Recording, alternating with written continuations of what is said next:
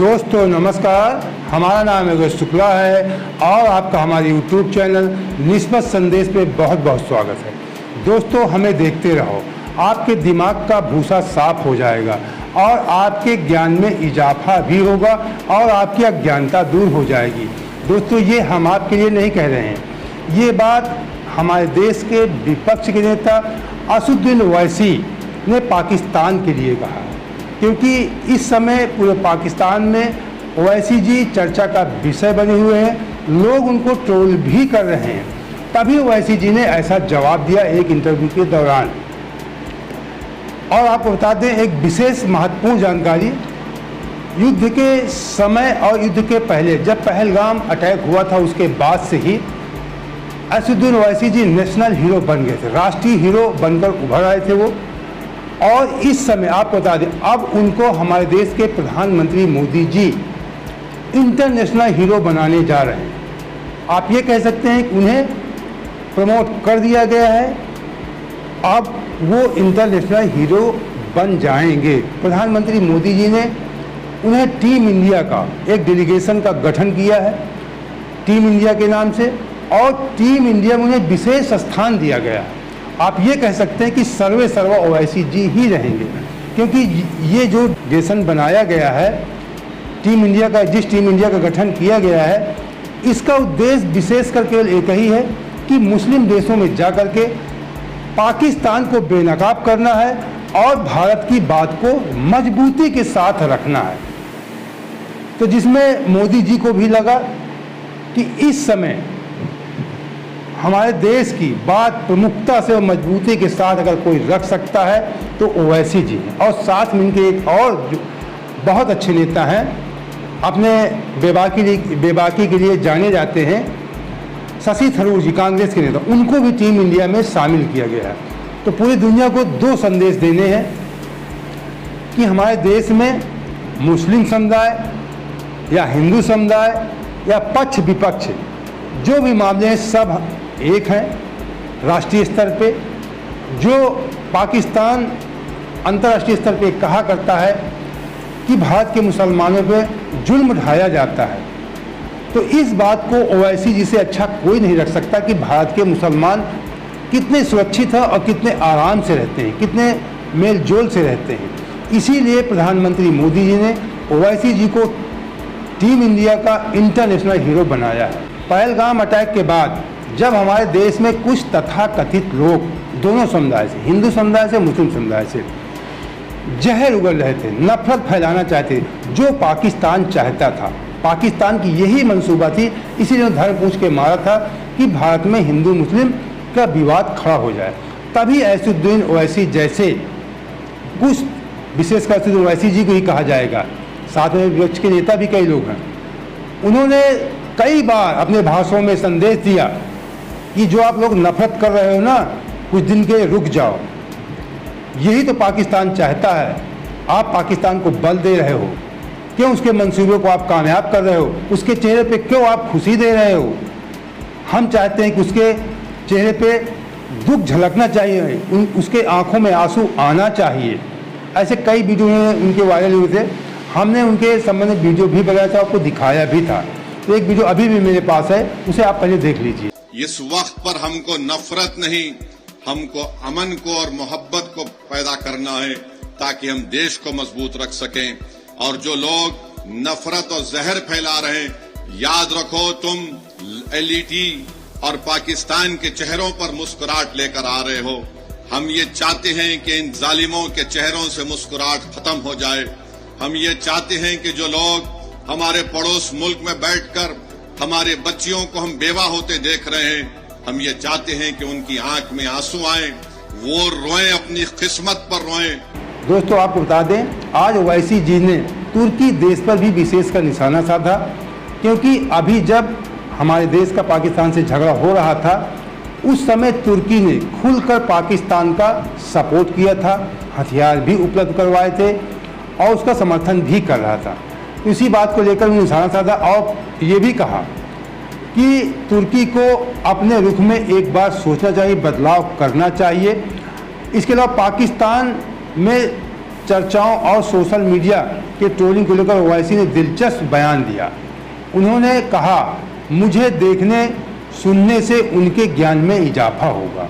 उन्होंने कहा, जो उन्हें ट्रोल किया जा रहा है पाकिस्तान, उन्होंने कहा कि अगर मुझे वो लोग देख और सुन रहे हैं तो उनकी जाहिलता कम होगी, उनके ज्ञान में इजाफा होगा। अभी मैं वीडियो उसमें भी उन्होंने कहा था कि इन जाहिल लोगों की आंखों में हम आंसू देखना चाहते हैं। और कई बार यही कहते हैं कि पाकिस्तान एक जाहिल देश है, मूर्ख देश है। ये भी कहते हैं कि भिखारी एक कटोरा लेकर भीख मांगता है। कई सी वीडियो उनकी वायरल हुई थी, आपने देखा भी होगा। दरअसल पाकिस्तान में अपनी चर्चाओं को लेकर उन्होंने कहा कि हम पाकिस्तान के निशाने पर हैं। उन्होंने पाकिस्तान वालों को भारत की ओर से उसी तरह कोई हैंडसम आदमी, उन्होंने कहा कोई उन्हें भारत की तरफ से कोई हैंडसम आदमी नहीं मैं दिख रहा हूँ। और उन्होंने कहा, जो मैं शुरू में भी डायलॉग मारा था, उन्होंने कहा कि देखते रहो दोस्तों, तुम्हारे दिमागों में जो भूसा भरा है वो साफ होगा, तुम्हारे ज्ञान में इजाफा होगा और अज्ञानता भी कम हो जाएगी। उन्होंने और एक बहुत बड़ी बात कहा, उन्होंने कहा कि पाकिस्तान मानवता के लिए खतरा है। पाकिस्तान अपने लंबे इतिहास से ये सिद्ध कर चुका है कि वह मानवता के लिए खतरा बन गया है। ओवैसी ने आज एक इंटरव्यू के दौरान सब बातें कही, आप बता दें। उन्होंने कहा कि अब भारत को अंतर्राष्ट्रीय समुदाय के सामने यह साफ करना होगा कि वह दशकों से पाकिस्तान प्रायोजित आतंकवाद का शिकार है। जब इसी तरह की वो भाषा बोलते हैं तब पाकिस्तान को मिर्ची लगती है और हमारे देश के प्रधानमंत्री जी को भी लगा कि पाकिस्तान के खिलाफ अच्छे ढंग से कोई अपनी बात रख सकता है भारत के तरफ से तो ओवैसी जी। इसीलिए टीम इंडिया का उन्हें विशेष सदस्य, साथ में शशि थरूर जी भी हैं, लेकिन प्रधानमंत्री मोदी जी ने विशेषकर ओवैसी जी पे ध्यान दिया है कि मुस्लिम देशों में ओवैसी जी अच्छे ढंग से बात रखेंगे और ओवैसी जी की बात सुनी भी जाएगी।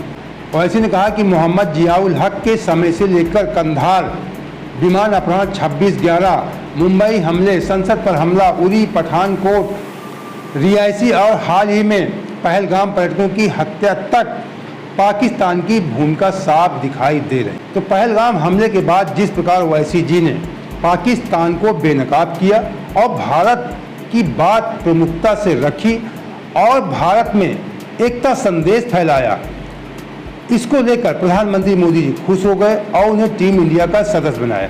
अब आपको ओवैसी जी का एक जो आज इंटरव्यू का वीडियो है उसे भी आपको देखना चाहिए। जब आप जाएंगे तो आप क्या मैसेज लेके जाएंगे? नहीं, मैसेज तो जो भारत सरकार का मैसेज है कि भारत पाकिस्तान स्पॉन्सर टेररिज्म का एक बहुत बड़ा विक्टिम रहा है और हम और आप बल्कि पूरा देश देख रहा है कि बरसों से हम लोग पाकिस्तान स्पॉन्सर टेररिज्म के शिकार रहे हैं। जनरल ज़ियाउल हक के ज़माने से जब ऑपरेशन ब्रास टैक्स से ये सब तमाशा चल रहा है, क़त्ल गारतगिरी हो रही है, तो वो एक बताना पड़ेगा। फिर खंदार का प्लेन का हाईजैक भी है, हमको छोड़ना पड़ा उन जालिमों को। फिर 26/11 का वाक़या है, पठानकोट है, पार्लियामेंट अटैक है, उरी है, पिछले साल रीसी में वैष्णो देवी के पास 7 टूरिस्ट को मार दिया गया था, फिर अब ये पहलगाम हुआ है। ये तो ये लोग खतरा बन चुके हैं ना ह्यूमैनिटी को। जो यह फैसला दर्शाता है कि राष्ट्रीय सुरक्षा के मुद्दों पर सरकार और विपक्ष एक साथ हैं, इसलिए अंतर्राष्ट्रीय स्तर पर भारत की स्थिति मजबूत होगी। वो वैसे एक कुशल वक्ता हैं और अंतर्राष्ट्रीय मंचों पर भारत का पक्ष रखने की क्षमता रखते हैं। उनकी उपस्थिति से डेलीगेशन को पाकिस्तान के खिलाफ अंतर्राष्ट्रीय समर्थन जुटाने में मदद मिलेगी। हमारे देश को काफ़ी अंतर्राष्ट्रीय स्तर पे जो दूसरे देशों का समर्थन लेना है, विशेषकर मुस्लिम देशों का या अन्य देशों का, जो पाकिस्तान आरोप लगाता है कि भारत के जो मुसलमान हैं उन्हें प्रताड़ित किया जाता है, उनकी उपेक्षा होती है, तो जब ओवैसी जी जाएंगे प्रमुखता से बात रखेंगे, वो एक देश के, भारत देश के जाने माने नेता हैं, जाने माने चेहरा हैं तो पूरी दुनिया पे एक प्रभाव पड़ेगा। नहीं, भारत में किसी प्रकार का हिंदू मुस्लिम नहीं होता है, पाकिस्तान झूठ बोल रहा है और पाकिस्तान इसी बात को लेकर के बहुत चिंतित है कि जो पूरी दुनिया में प्रोपोगंडा चलाता है और ये ओवैसी जैसा व्यक्ति है, ये हमारे प्रोपोगंडा को बेनकाब कर रहा है। अभी तो केवल वीडियो सोशल मीडिया पोस्टों के माध्यम से बेनकाब करता था, अब तो ये एक सरकार का प्रतिनिधि बन करके पूरी दुनिया में जाएगा और हमें बेनकाब करेगा। निश्चित तौर पे पाकिस्तान में बेचैनी बढ़ गई होगी जब से प्रधानमंत्री मोदी जी ने टीम इंडिया का ओवैसी जी को सदस्य बनाया है। तो दोस्तों, उम्मीद करते हैं कि अगर आप इसी प्रकार की निष्पक्ष खबरों के साथ हमारे साथ जुड़े रहना चाहते हैं तो हमारे चैनल सब्सक्राइब कर लीजिए। वीडियो अच्छा लगा हो तो लाइक कर दोस्तों शेयर भी कर देना। जय हिंद, जय भारत।